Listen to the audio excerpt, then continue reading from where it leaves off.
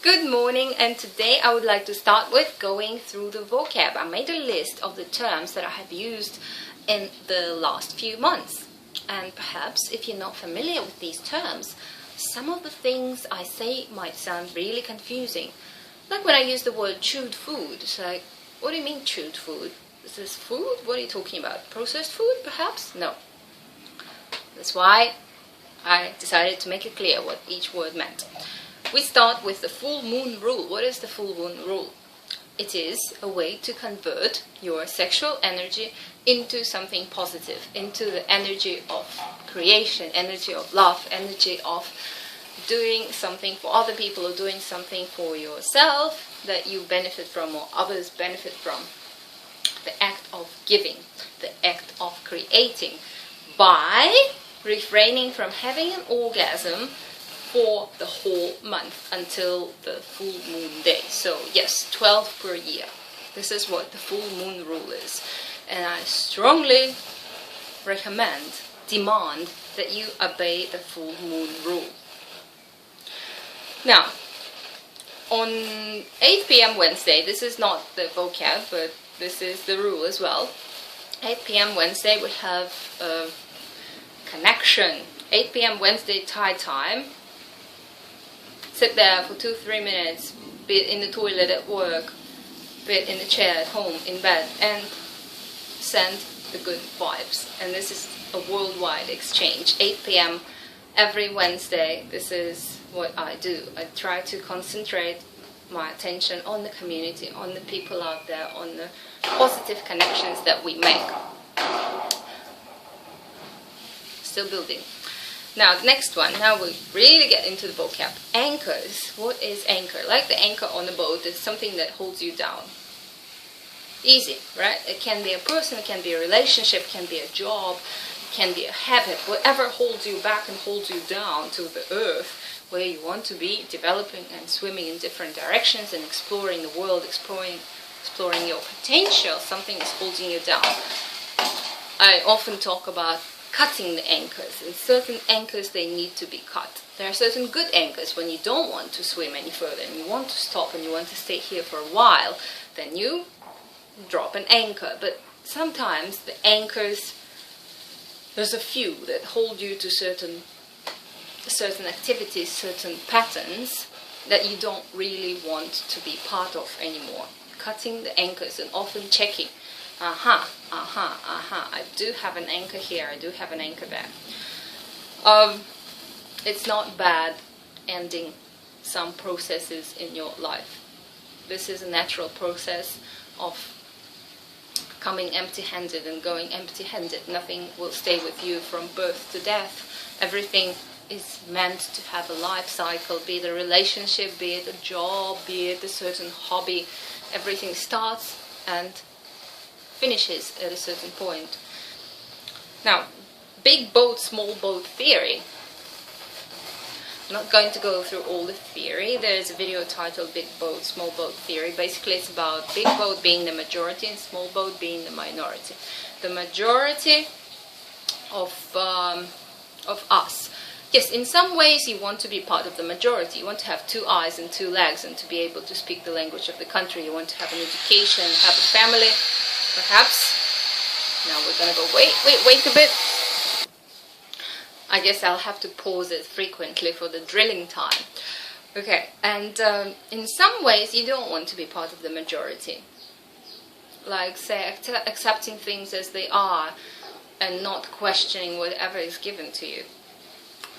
It is not necessarily separating yourself from your friends and everybody else and becoming this me, I'm better than you sort of thing. No, you're still equal, you're still part of the society, you still communicate and are involved with the majority, but in certain ways you choose to be different and you're not afraid to be in the small boat or be the captain of the small boat and collect like-minded people into your boat and guide them and talk to them and expand your ideas together, and then go back to the big boat and be happy with friends, family, and people who live on the big boat. No need to teach them that there is a small boat. No need to look down on them. We were born in the big boat. Most likely, yes. And we are part of it. It will always be part of us. We are human beings. In the way, we are very similar to other human beings. Right. But this desire to belong and the need to feel like I'm supposed to suppress certain tendencies in me, like desire to question certain things, desire to think outside the square, suppress it to belong to the majority. Yes, I know I can come to work an hour later and leave an hour earlier so I don't have to stand in traffic, but everybody will not like me in the office if I do that because I stand out, I am different. So I might as well waste an hour and a half in the morning and in the evening being stuck in traffic in the rush hour just so that I can fit into the group. And if that is your mentality for the rest of the life, you are going to end up in traffic. And traffic is not traffic made up of cars, but traffic made up of people. Traffic made up of people with the same intention. And that's the worst, because if you are in the majority, you compete with everybody else. Basically, you want the same thing, you go in the same way, and there isn't enough space, and there isn't enough for everybody, so you have to push and run and push everybody out of your way. If you're going in a different direction, there's a lot less resistance, there's less competition and more opportunities, because nobody is trying to snatch what's out there. They don't know it's out there because they're following the group, because they don't want to be hated by the group or misunderstood by the group or labeled a radical, labeled a rebel, labeled whatever, a weird person, a pervert, whatever else. And certain tendencies in our private lives, they also fall into the small boat, big boat theory. Now, the vomit and the dirt. I decided to change the word vomit for dirt. Dirt is what is under our feet. And not literally, no, it is what people talk about, discussing the negative things in the world that cannot be avoided, that are obvious. Yes, there are people who steal. Yes, there are people who lie and cheat. And there will always be, and there will always people like that. But there is no reason to highlight it. There is no reason to look at the dirt and say, that's dirty. This is vomit, or this is dirt. Do you guys see that there's dirt under the feet? And people love to talk about it because it raises them above the dirt. But the more you talk about the dirt, the more you fill yourself with this dirt. And before it used to be vomit, now it's dirt. After my grandma told me off, no, that's too graphic, I don't want to imagine vomit. When I start to imagine vomit, I don't want to listen to you anymore. Okay, grandma, I understand, it's going to be dirt from now on. And when you sit at the dinner table, people start to bring up topics that aren't really positive and aren't really something to be happy about, but mostly can be compared to discussing the dirt, which is obviously there, and there's no really any reason to talk about it because we know it's all there and we accept it in our lives. Yet we don't want to fill ourselves with it. We want to look up. And the opposite of the vomit and dirt was the field of flowers. And field of flowers is not always under your feet. It can be out there over the mountains, or it can be next door to you, or you can see a field of flowers in front of you. Because when you look at the floor, you see beautiful wooden boards and not the dirt on them. You see through the dirt. This is seeing the world through pink glasses, you can say. But we choose what the reality is. You see, my dad, being quite what he calls realistic, a negative person, he sees everything as dirt. Life is hard. People are cruel. Life is a struggle. And whenever I tell him, no, it's not, yes it is. Get real. Take off your pink glasses, see it as it is. As in what he sees it to be. I check my eyes, there are no pink glasses. This is my reality. Do I want to change it? No, why would you want to change the field of flowers for the dirt?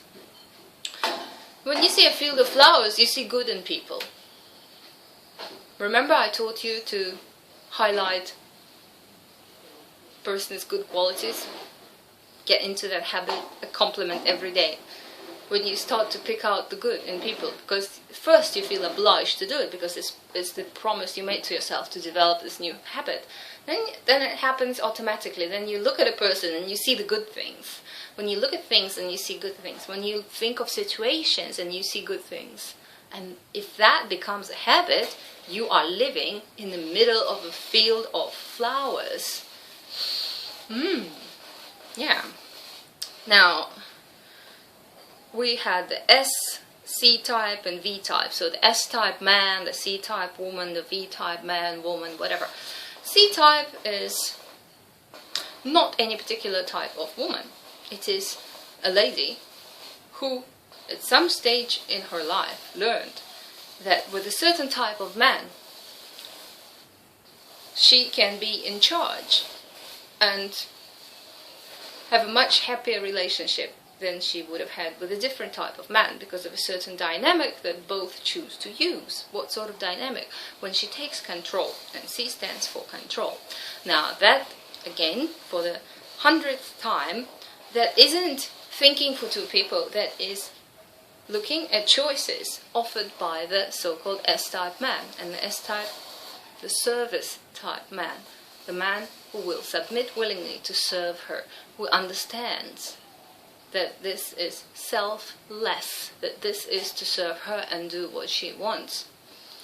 Listen to her and learn what she wants. So if she says, send me $10 a day, this is what she wants. This is his service. If she says, I want to kiss on my toes every day, this is what she wants. This is what you should give her. If you're an S-type or a C-type. So not assuming that she will want exactly what you want, because if you look for that person, you will never find them. But if you learn about certain people, what they might want, and offer them options, you can bring out a C streak in any woman. And it is in all of us. When we see that it works to our advantage, when we see that you can enjoy it and this brings you pleasure in life, this makes you balanced, this makes you fulfilled, this makes you get what you want, whatever that might be, and makes both people happy. The desire to serve in the S-type man is there, and not the desire to serve himself, but the desire to serve her. So start by listening to her and making the decision, if you are an S-type man, or who you are going to serve. And we have the SS-type man. SS is a version of the S, and it is self-serving. It is the majority of the S-type men who I prefer to stay away from, and at least at that stage when they go through this transition from the SS to the real S, when they understand that there is a difference between serving yourself and serving a woman. Aha! Now, no projections, no assumptions. What does she like? How do I know what she likes? Ask her, listen to her, and give her what she wants. And to rewind back a few days ago, I've cancelled the rule of paying for the videos or making donations because of some of you who sent beautiful things for my birthday, and I felt love, I felt attention, and I felt that you actually do listen to me, and it was beautiful. Now, I still think that serving, and if there are, yes, beautiful drills. Still think that serving is doing what she wants. And if you go back to money, as much as you may, oh, money, dirty, financial domination, whatever, the comforts in life can be bought by money. And if you're not there to serve her physically, money is something that can serve her, that can solve the problem, something that can give her what she wants in life, a good house to live in, massages, good food, whatever. If your desire to serve is there, if your desire to make her happy is there, then if you are far away, money is the only solution. Because words, emails, and saying you're beautiful do not ring a bell. They just don't change anything. They don't make the life more comfortable. If if she cannot go get a massage, or will have to work and not be able to film the videos and so on, that is a topic that we can argue about. But basically it comes down to serving her is doing what she wants and enjoying seeing her happy. And what she wants is totally up to her. Some girls might want to go shopping every day. Some girls might want to go to the beach every day. And some girls want to live alone and enjoy life. And have a few men working for them and making their life more pleasant. Who knows? Who knows? I still think that any type of service shall be practical. Now we move on to the S, K, W and F. The letters that come in front of your numbers. What do these letters mean? They mean the transition. The S is when you are interested in serving yourself, basically. A self-serving SS type stands for S. You want to be a slave. You want to be a slave because it is your sexual fantasy. You want to serve yourself. You want to do what you enjoy doing and pretend that this is what she likes. And get orders, very selective orders from her to do certain things. No, you don't want to do research in the area that she's interested in. No, you don't want to clean the floor. You don't want to send her money. You don't want to send her a card. You don't want to do any of the unsexy tasks.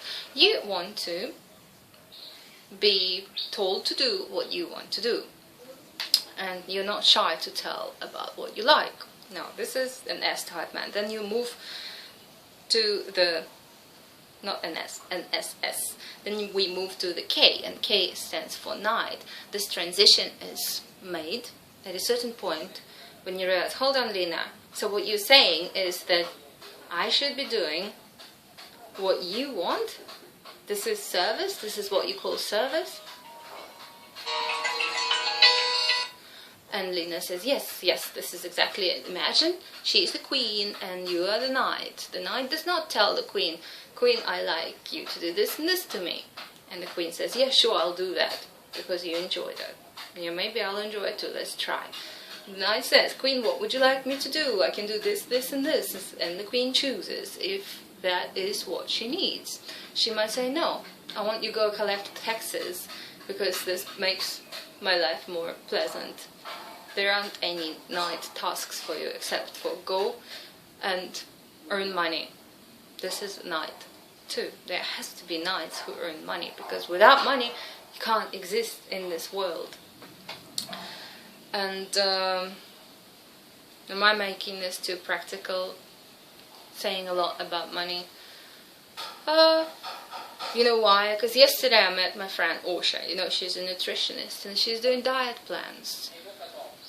She is good at giving diet advice. She charges over $500 for a food, like a menu plan, a diet plan. She analyzes your diet and so on, and helps people, mostly women, lose weight and detoxify and whatever else.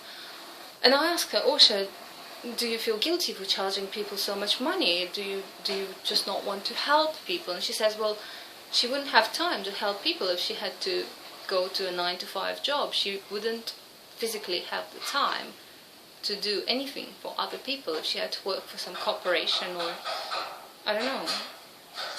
It would just be a job. It wouldn't be about helping people. But now she is helping, and I read the testimonials, and they're great. All these people who are happy with the results that they have achieved with her help, and I'm one of them.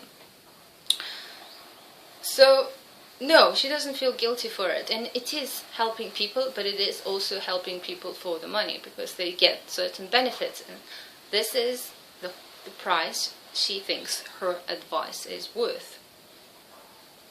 It isn't donation based, it isn't a 50 cents or $500 sort of range of whatever you can give. It is a set price. And I think that in this world, that's how it should be. If you are doing something, if you're helping other people and people feel that you are helping them, charging money is not bad. Yes, maybe if you're charging money for showing your toes, that can be called financial domination. But when you're saying, hey, I'm a person who needs to live and needs to eat fruit and needs to have, like, to rent a house and a car and so on, then it is fine, it is understandable. No need to send abusive emails of how not sincere the person is unconditional giving.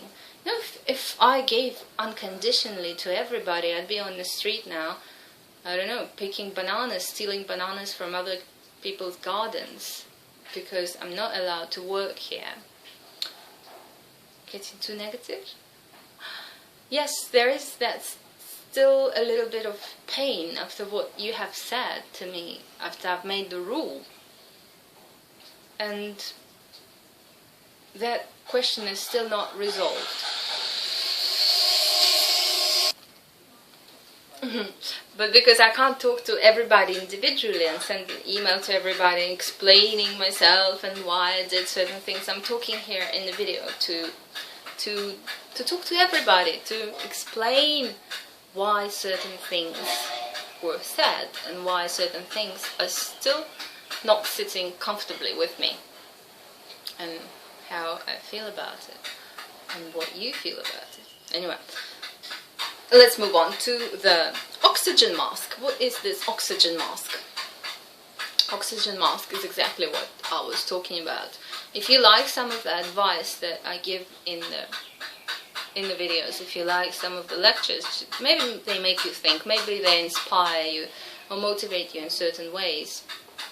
Maybe you just think they're fun or boring. Whatever reason you watch them for, there is a reason. And if my oxygen mask is not on, and it's hardly on now, then I can't do them. So oxygen mask is taking care of yourself and your needs first. And it isn't selfish. We were born in this body. We are to take care of this body. We can't, if we have a little bit of food, we should share it with others, but we should eat something first so that we have the strength to go on and feed others, right? It's not like, oh, I got a little bit of food, I'm going to give it all away and be left with nothing. No, it's good to take care of yourself, but also it's good to give to others. Unconditional love after you are well taken care of. This is the oxygen mask that appears in the airplane, and you put it on and you can breathe. You got all that you need. Now put the oxygen masks on other people who cannot find it in the dark, or people who cannot reach it, and so on. Just say it's there. Just maybe help it, pull it towards their face.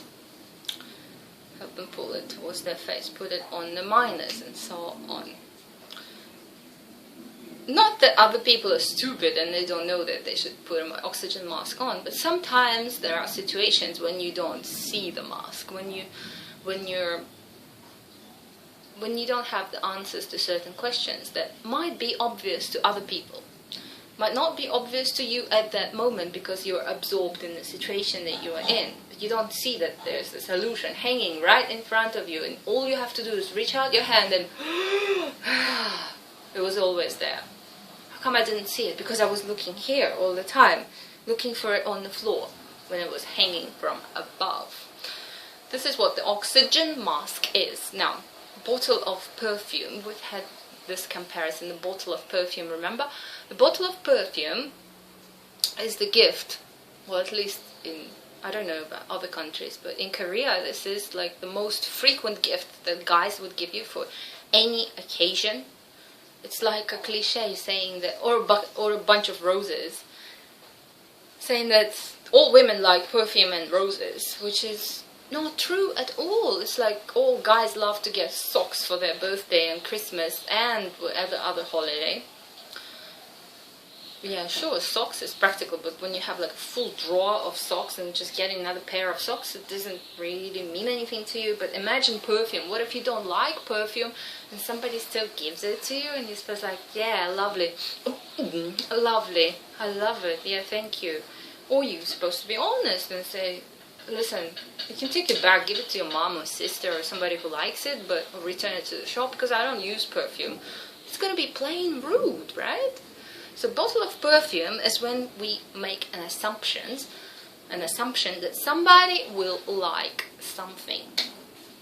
And it doesn't have to be a physical gift that you buy in the shop. When you think like, well, all women like bubble baths. So I'm going to say to her that I love preparing bubble baths for women. Because all women like it. And candlelight dinners with a glass of wine because it is romantic. And classical music and so on. And whatever else. You can say that the bottle of perfume is a cliche, but it doesn't work in every sense like that. This is, bottle of perfume is an assumption. Is an assumption that the other person wants or needs something that isn't confirmed by themselves, but is assumed by you based on the movies, on what your friend said, on some previous girlfriend or boyfriend or whatever else. So we try not to give bottles of perfume to everybody. We think about every single person as an individual. What do you like? Tell me what you like. This is a very easy question. Do you like fruit or do you like meat? Do you like blue or do you like pink? And so on. Do you like to travel? Do you like to stay in? Do you like to see... Would you like to watch a movie or would you like to go for a walk or go ice skating or whatever? And these are options, easy to choose, and then you can define a person, define what they like, define what they choose in certain situations. That they are the sporty, active person, they don't like to sit in a coffee shop and talk for hours, maybe they do. But don't give them a bottle of perfume before you know anything about them or are too lazy to find out. Also, it's like asking your sister or your best friend who's a female to choose a gift for your girlfriend because she is a female. Or asking for advice. It's like, hey, you're a female too. Why did she do that? Why did she say that? Yeah, just because you have a pussy doesn't mean that you think the same and you are the same person, right? Move on. Now we are to the word vault. Wow, 27 minutes. Vault. What is the vault? Vault is what is inside you. It's an invisible thing that which is inside you. You can call it your soul, you can call it God, you can call it your core, where you can find anything you like. You can find a feeling of joy, of happiness, of envy, of frustration, anger, and any other feeling. Whatever you can find outside and see outside is all in that vault. Which means that you can find anything you need or anything you think you need on the inside. No need to look outside. If you can provoke certain emotions to come out of that vault and fill your body with it, or to put certain emotions into that vault and lock them there forever, like the emotion of anger, of annoyance, of why the fuck are they drilling like the whole morning from 7 a.m. or so on. Just put it in the vault and think, they're just working, they're just building, and in the morning it's not hot, so they're using the chance to get everything done as much as possible early in the day before it gets hot. Lovely. If I was in their place, I would do the same thing, so no need to get annoyed with this drilling sound.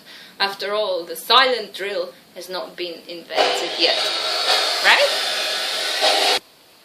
Now, the next word is the eye path. The eye path, just like the iPhone, people tend to love the word eye, right? The eye path is the lonely one. So the path that you walk, thinking only about yourself. And when you look, you don't even look. You don't even look at what is going on around you. It's me, and every step I make, and so on. The eye path is the lonely one. It is as lonely as the little dot on the eye. When you feel so small after a while, because there isn't anything coming in. When there isn't anything coming out, there isn't much coming in. So the person who chooses to walk the eye path, self-absorbed, self-centered and self-interested, feels lonely. This is what the eye path is about. Now, corner time is another good way to meditate and reflect. So corner time is something I demand from you, or ask you to do, or strongly recommend you to do, whichever way you prefer. Every night before bed, 15-20 minutes, just sitting there in the corner, facing the wall, facing the curtain, facing something neutral, eyes closed or open, and lowering yourself to the floor. It shouldn't be on the chair with this attitude. It should be letting go of the attitude, reflecting, getting back to the vault, seeing what's in there, what's going on in your life, and so on. Next is a fruit a day. A fruit a day is not an apple a day or a banana a day. It is a way to start a new habit. So don't take things literally. It doesn't mean that your health and everything in your life will change if you add an apple to your diet. This is to introduce you to the idea that something small repeated over an extensive period of time will sum up to something large, just like a coin in your piggy bank, just like an apple a day keeps the doctor away, or whatever you like to call it. A fruit a day is when you start, but you don't stop there. It's letting go of whatever you think is not good for you, or if you want to follow my advice, letting go of certain things like processed foods and certain things that are obviously bad for you, like cigarettes and alcohol and so on, and developing it into a habit. The word day is in there, the word fruit is in there. The fruit can be anything, can be a run a day, a kiss a day, a smile a day, a compliment a day, whatever. It has to be every single day, without weekends. If you pull the muscle, do something with your upper body, do the push-ups. You don't have to run. You don't have to say, it is my excuse not to exercise for a week because I pulled a hamstring. Okay. Now, you've also been asked to carry a symbol to represent your feminine side if you're a guy. A symbol that represents feminine, some examples were like a lipstick or a bottle of nail polish or a hair clip or a hairband, whatever is smaller, an earring.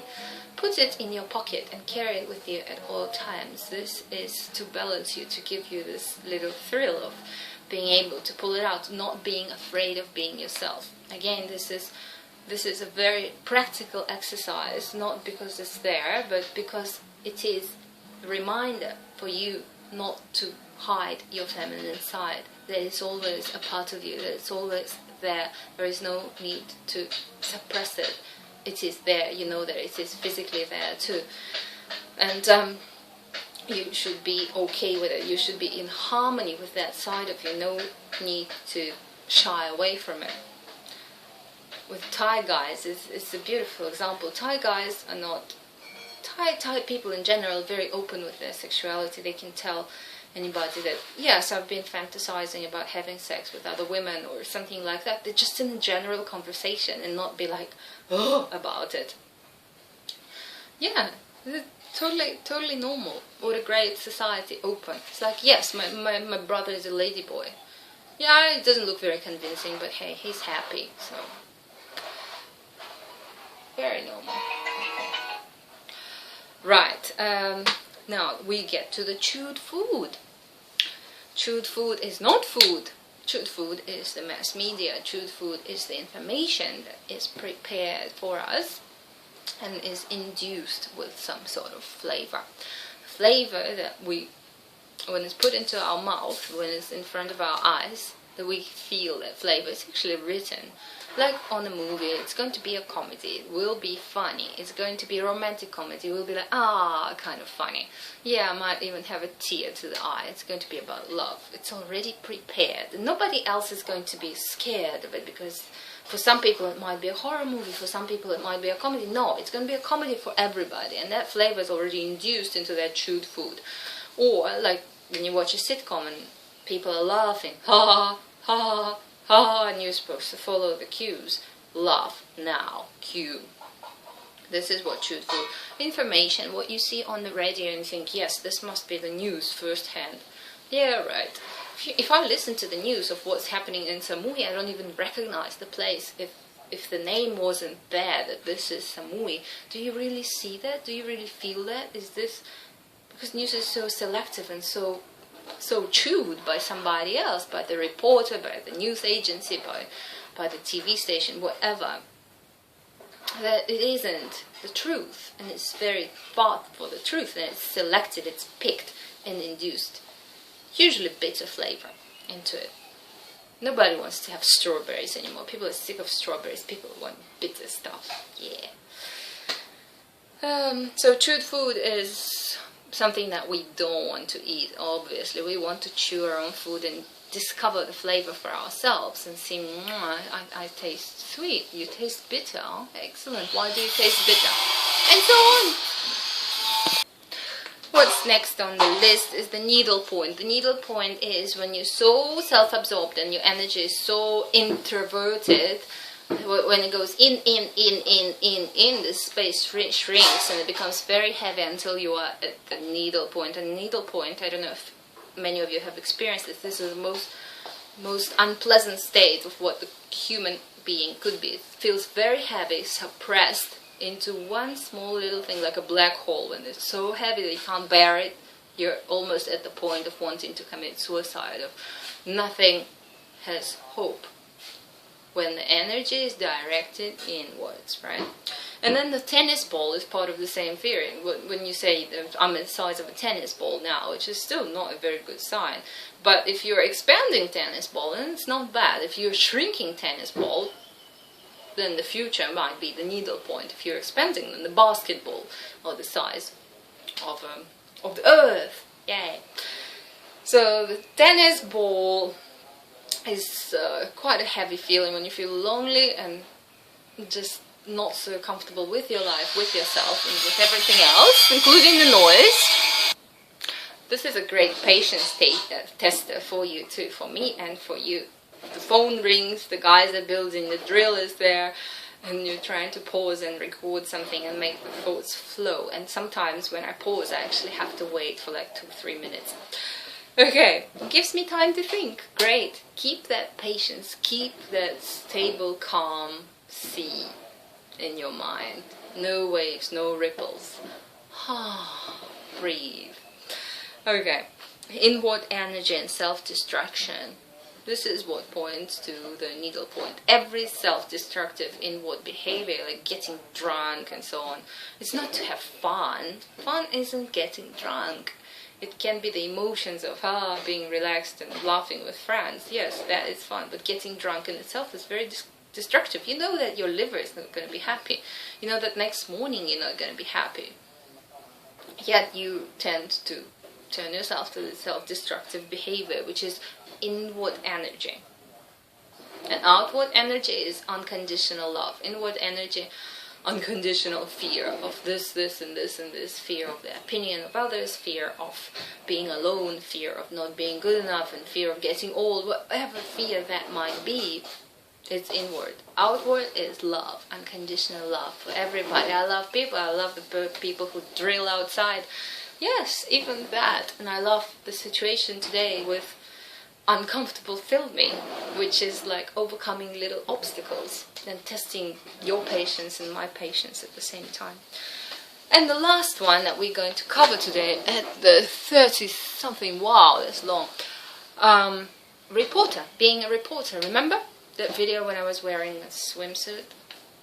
I was actually talking in that video about being a reporter, and that comes from a previous experience of working as a reporter, that you don't put yourself when you into the conversation. When you question another person, you are very much interested in what they have to say, and you direct them in a way that they feel interested in talking about what others would like to learn about.